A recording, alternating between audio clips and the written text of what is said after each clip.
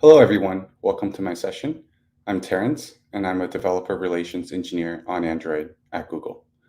I'm super excited to be here, and thank you all for attending. Over the next 20 minutes or so, I will be going over the best practices for requesting runtime permissions on Android and how you can build a privacy-centric permission experience for all of your users.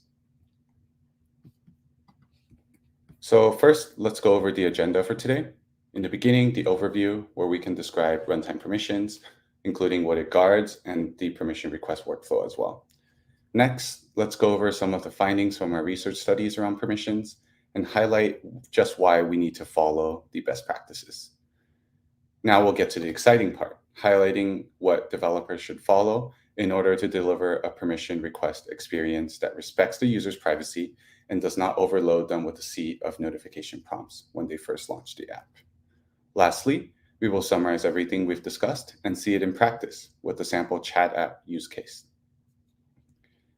So first, why should we even care about permissions? Android offers users controls that provide means for them to make informed decisions about who can access their private data and how much access they're willing to share. So there are two different kinds of permissions. One, normal permissions. They will allow access to low-risk data and actions that extend beyond your app's sandbox. So some examples of this include accessing the Wi-Fi state or getting the package size. Next are runtime permissions. These allow your app to access restricted data or actions that more substantially affect the system and other apps. This is what we'll be focusing on in our presentation today. So what do these runtime permissions guard? So these runtime user permissions guard important user data like location, camera, the files on their device, and the user's calendar, just to give a few examples.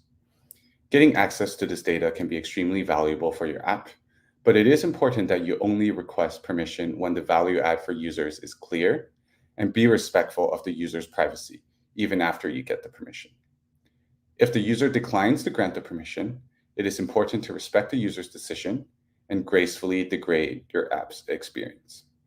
Let's highlight the importance of being respectful about this process with an analogy. Let's say you just met a new friend. You wouldn't immediately barge into their home and demand to see their photo albums or just start taking things from their place without asking, would you? Of course not. So why would you treat your users any differently? Just because it happens through a pop-up does not mean that the mobile permission requests are any less important to your relationship with your users. So let's go through a quick example of what the system-generated permission dialog UI looks like, along with some code samples for the permission request workflow. This is one example of the permission dialogs UI on the YouTube app. The prompt itself is generated by the system, but apps can control when they want to launch the prompt by calling the code shown in the requesting permission snippet that you will see later on. Before I jump into the code, this is the Android documentations page with more information and more details about the code snippets that you're about to see. So it's just developers.android.com/training/permissions/requesting, since we are trying to request permissions. So this is the first step. Before launching any feature that requires a runtime permission, you always want to check if your app still has access to that permission. So this is true even if your app has been granted this permission by users in the past. Never store permission results, as users can go into the settings page and change what your app has access to at any time. If you already have access to the permission, move on. You should only proceed if this returns false. So here in the code, we see that we are trying to request for the read external storage permission and checking to see if it has already been granted. The second step is check whether or not the system believes that you should show a rationale for this permission. We will be diving deeper into some of the best practices for this later on in the presentation as well. So as you can see in the code here, for the same read external storage permission, we call this function should show request permission rationale to check if we should show an educational UI. If so, we call the function show in context UI. Step 3 is the actual permission request. Timing this is super important, and we will cover more later. As you can see, we only fall into this case if the above two checks were false. If we do show the permission rationale, it should lead to launching the permission request later on. So not through this flow, but after the user clicks on button in the educational UI. More on this later. Step 4 is handling the result of the request. Remember to respect the user's wishes and gracefully degrade the performance of your app if you get denied. Note that after 2 denials, your future permission prompts may be rejected by the system. In other words, you may lose the ability to send permission prompts for this particular permission. There is no API to check if your permission prompts are disabled or not. However, as developers, we want to avoid this scenario as much as we can. If you follow best practices that we will outline later, though, your app will hopefully never fall into this state. Next, let's go over some stats about the importance of keeping users informed about your permission requests and follow on with some best practices as well. So our research consistently shows that the more informed users are about why apps need access to their data, the more likely they are to engage. For example, one recent study showed that users are significantly less likely, 54% less likely, in fact, to deny permissions that included a rationale. That same study showed that users are far more likely to deny runtime permissions that they don't expect from an app, making it ever the more important to avoid surprising the user with requests that they aren't expecting. So let's take some time to go over this data here. So in the kind of green bars are the percentage of times that user denied a runtime permission that they expected. This dark blue is the same, but unexpected. So for camera, expected, it's around 12%, and unexpected is around 28%. So it's more than twice as high for unexpected. For phone, the difference is even more drastic, 9% for expected, 27% for unexpected. So almost three times as high. Storage, expected 7%, and unexpected 22%. So more than 3 times. Keeping the data we just saw in mind, we need to avoid surprising the user with unexpected permission prompts. By following the 3 pillars of a successful, privacy-friendly permission experience, including acing the timing, being clear with your explanations, and handling the inevitable permission denials gracefully, would be a great way to ensure that we gain the user's trust as much as we can before requesting them to approve any permission prompts. We will go into more detail into each of these next. Also, many of the real-life examples that you're about to see will use a multiple of these for the best user experience. We encourage you to do that in your apps as well. First up, the timing of your permission prompts. Give users time to familiarize themselves with your app. How would you feel if a total stranger asked for your wallet the first time that you met them? Just like you wouldn't expect that to happen, we strongly recommend against triggering permission prompts on first app load as well. Besides the significantly lower odds of users accepting the permission, this behavior can end up driving users away from your app altogether. Instead, give users space to freely explore your app first and get an idea of what your app does and what value it can bring to them. If users already have a good feeling about your app when you show the prompt, then they are much more likely to trust your app and improve any permission requests. One idea that will help ensure that users are familiar enough with your app before asking them for permission is that you can set a criteria for the number of app launches before triggering any permission prompts. Next, the context in which the permission is requested is also extremely important. As we saw from the research earlier, we want to avoid surprising users with unexpected requests for their data. The answer is to integrate the permission into the workflow of the app. For example, if you're building a video app that allows users to see videos created by others and also create their own content in a whole separate part of the app, you may want to wait until the user navigates to the self-create area of the app before asking them for permission to use their camera or access their media files. This way, you will also be able to space out your permission prompts to avoid overwhelming the user as well. In addition, the permission will be contextually accurate and more likely to be accepted by users. Ensure that you Also, do not block the viewing of the videos if the users do not decide to opt into the permission. So other aspects of your app should still work. So here we can see how Google Meet waits until the user is in the preview page of a meeting to alert them about the missing camera and microphone permissions. So what Google Meet does not do is prompt them right when they start the app. It is assumed that when the user gets to this page, their intention is to join the meeting, and they understand that Meet getting access to their camera and microphone is crucial to their upcoming meeting experience. So after the user taps on one of the icons, then they're taken to the actual runtime permission dialog to, in this case, to take photos and record a video.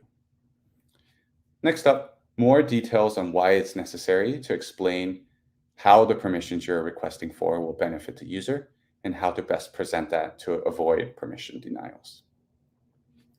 So back to the user study earlier, the number 2 rationale given by users in the study for why they denied a permission was, I do not use the specific feature associated with the permission, with this representing around 25%, so a quarter of the total. Similarly, I think the app shouldn't need this permission came in third at around 23% of denials. So together they represent a little less than half of the total denials. In addition to doing a better job at only requesting the minimum permissions that your app's features need, you can also add better explanations to justify why you're requesting the permission in order to improve the acceptance odds of these users. Since you can't change the permission prompts themselves, please use your UI to effectively convey the benefits of opting in before asking users to grant any permission. This explanation can be as creative or as straightforward as you want, but please try to fit it in with the overall vibe of your app. For example, if you are building an exercise app that primarily focuses on using video workouts to show the user and guide the user through workouts, you can maybe try using a video format for the permission explanation as well. Also, remember we mentioned earlier that after 2 denials, your future permission prompts may be rejected by the system. So one really important way that you can try to avoid that scenario altogether is by effectively using pre-permission prompts. These are educational UIs to help your app clearly inform users why this feature needs access to permissions and to capture user denials before the real permission prompt even happens. Remember to be transparent about what you're accessing and why, so that users can make informed decisions. At minimum, these pre-permission prompts should be shown after the should show request permission rationale function that we saw earlier, when that function returns true. It is also crucial that you provide users with the option of opting out in your pre-permission prompt. If their user isn't ready yet to grant you that permission, it is far better if you can catch it in the pre-permission prompt and avoid showing the real permission dialog. This way, it preserves your ability to prompt again and another time when the user may be more ready. Here, you can see how Google Home uses a pre-permission prompt to first add a description and provide justification for why they need permission to access the user's nearby devices. For good measure, it also adds a fun graphic in the middle here that fits in with the theme of the app. Note how they provide a cancel button, extremely important, for users to opt out if they aren't ready to provide the permission yet. So only after the user taps next are they shown the actual runtime permission prompt, in this case, to connect and determine the relative position of nearby devices. So lastly, you must know how to handle permission denials. Yes, I know, rejections are never easy. However, despite your best efforts to explain the values of your permission and nail the timing, there will still be some users that will inevitably deny a permission request. It is essential that you accept this fact and handle the denials well. How? Well, first, by ensuring that your app will still strive to provide the user with the best experience that it can without those permissions, even if it may not be as rich as if you had the permission granted. For example, you can disable your app's voice input feature and fall back to just asking users to type in a text field instead, if the user does not grant a microphone permission. Next, Make sure that you explain why the features that are affected by the permission denials don't work because, well, the user just denied the permission. If the user later needs to use those features, it is more likely that they will approve it the second time that you ask. So for an example, let's see how Google Maps handles the denial of its most important permission, that of a user's precise location. You might think, how can users even use Google Maps without sharing their location? Wouldn't the app be useless? Isn't it a navigation app? Actually, no. Here we can see how the app functions quote unquote normally with the user's precise location granted.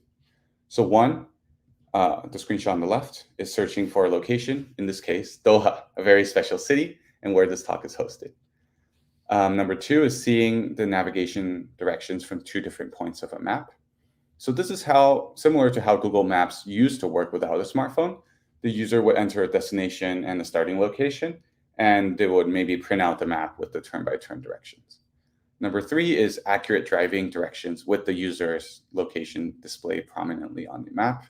I'm sure we're all familiar with this view. It's what you see when you navigate from your current location to somewhere else. And it shows the turn-by-turn instructions in context to where the user currently is. So this is with precise location granted. Here are some screenshots without. So basically with location permission denied. Can you tell the difference? With the exception of the detailed navigation screen on the right, everything else looks around the same, right? That's because it is. Users can still search up different locations in the search bar and preview the photos. Users can still get detailed turn-by-turn directions from point A to point B, such as what you see in screen number 3 on the right.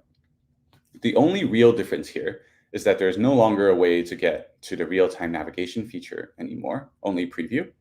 And some other features like sharing location with friends is broken, obviously.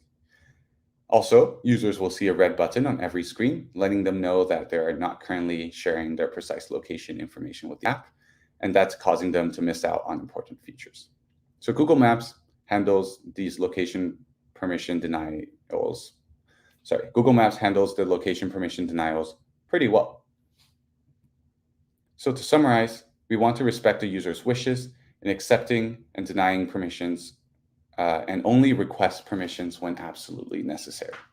This includes the permissions that your apps request directly, but also extends to the libraries that you're using as well. This is because some ad and analytics libraries may request access to location permissions group. From the user's perspective, these requests are coming from your app, not the library. Just as users select apps that use fewer permissions for similar functionality, developers should also review their libraries and select third-party SDKs that aren't using unnecessary permissions. Second, ace the timing. Don't rush permission prompts. Give the users some time to familiarize themselves with your app before asking them to approve any permissions. Also, remember to keep the permissions that you are requesting contextual so that when the user is actually looking or doing something, you bring up the permission then. Provide sound explanations to explain the value of your permissions. How are you going to use the permission and what are users going to gain from it?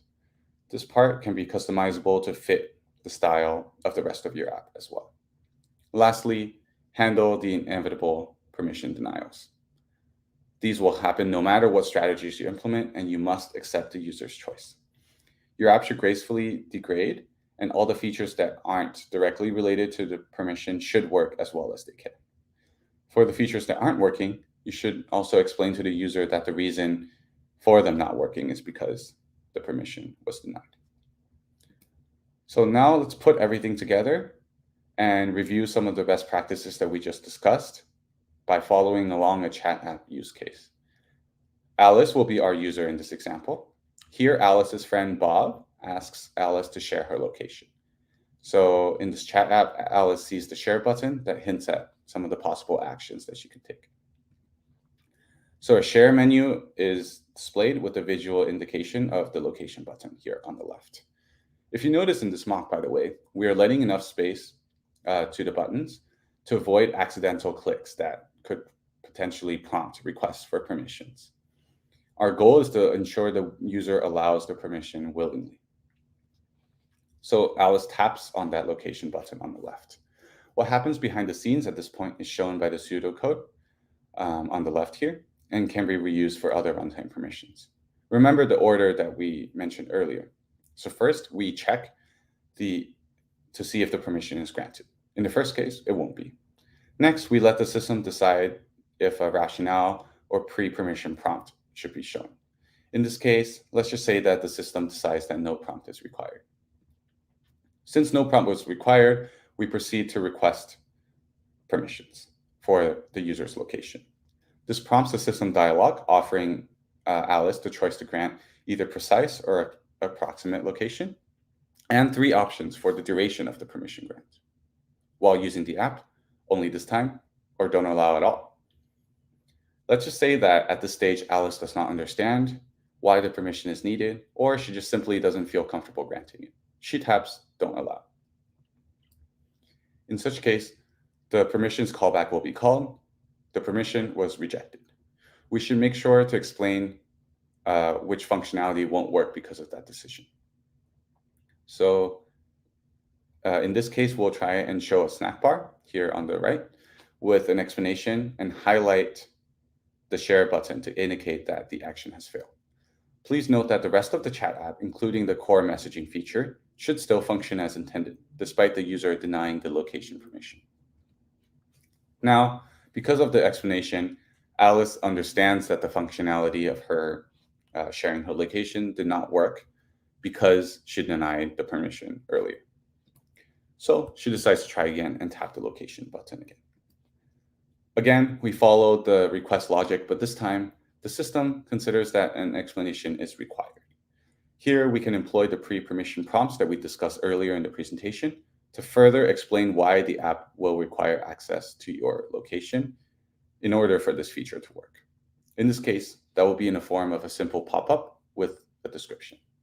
I would like to reinstate the importance of having an opt-out option in this pre-permission prompt so we can ensure that we can protect our actual runtime permission from the second denial.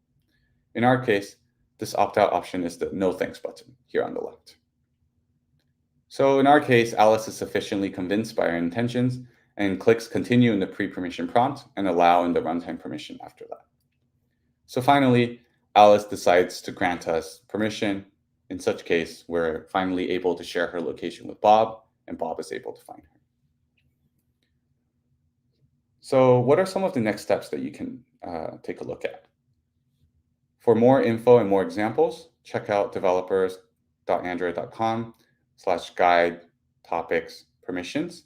So here you'll see additional pseudocode, more examples, and more information on each of the things that we discussed earlier. Second is you can measure the deny rates of your permissions and constantly experiment with different things. So maybe the video UI that you added to inform users of the permission didn't work as well, or maybe this text notification worked great.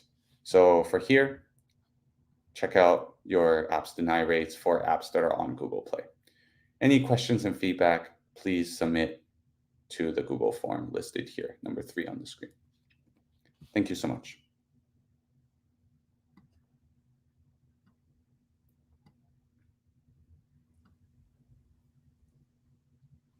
Thank you so much, Terence. Thank you for the session.